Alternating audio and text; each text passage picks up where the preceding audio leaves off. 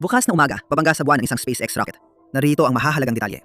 Noong Enero 2025, naglunsad ang Falcon 9 ng dalawang lander papuntang buwan. Nakarating ng maayos ang mga lander, ngunit ang upper stage ng rocket may bigat na 4 toneladang metal na wala ng laman kasing laki ng bus. Hindi na nagkaroon ng sapat na gasolina para makabalik kaya 18 buwan na itong umiikot-ikot sa kalawakan sa magulong orbit. Natukoy ng mga astronomo kung saan ito magtatapos.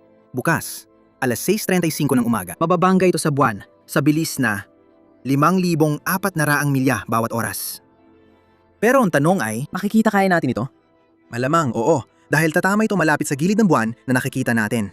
Ang alikabok na itatalsik ay maaaring umabot ng mahigit 100 kilometro pataas, kaya't makikita ng mga teleskopyo sa mundo ang kislap. Ito ang unang pagkakataon sa kasaysayan na makikita natin ang isang rocket na bumangga sa buwan at lumika ng bagong bunganga.